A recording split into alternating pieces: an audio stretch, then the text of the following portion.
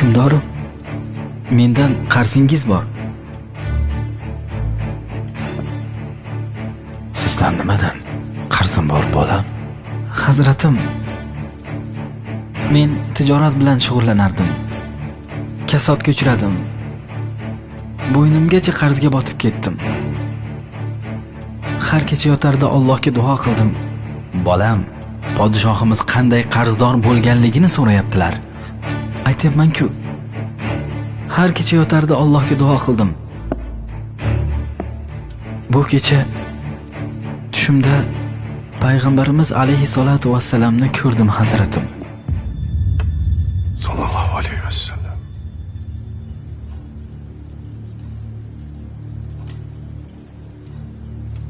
Menga dedilar-ki, Hamidimizga ayt.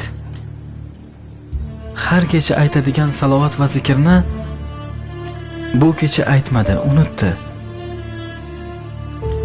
Bor ehtiyojingni undan so'ra dedilar.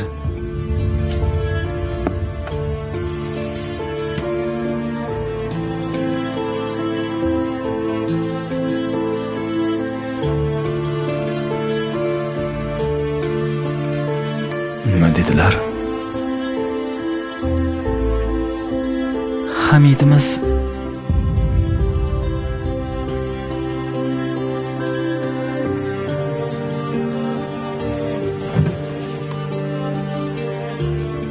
Bolam.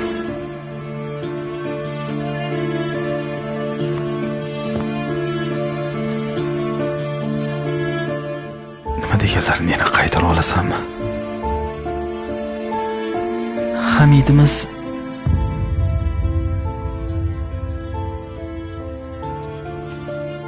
Bolam.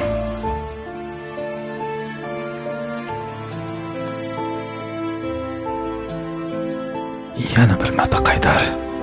payg'ambarimiz alayhissalomni tushimda ko'rdimda, Hamidimiz dedilar.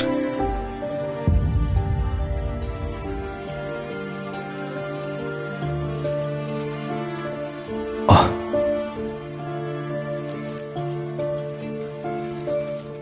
Yana takror qaytar. Hamidimiz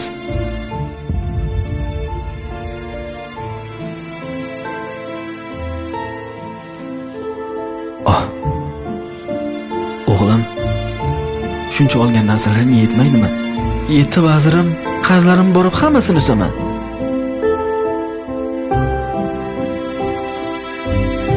Salomat bo'l.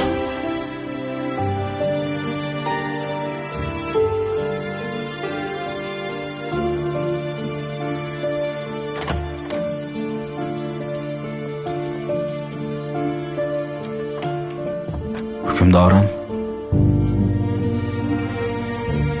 Qo'yib bersa boringizni olar edi. sen nima deyapsan, ey vazir? Xudo haqqi. Agar saltanatimni yarmini so'rasa berardim. Kecha ish bilan charchab o'tirgan joyimda uxlab qolibman. Salovatni unutibman. Mahsulot Muslimun o'z studiyasida o'zbek tiliga o'girildi. Xato qildik, vazir. Alloh kechirsin.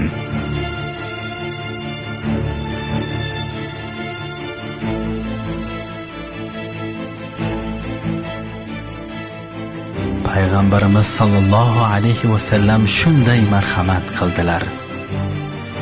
Qiyomat kunida ummatlarimning menga eng yaqini, menga ularning salovatni eng ko'p aytuvchilaridir. Sallallohu alayka ya Rasululloh.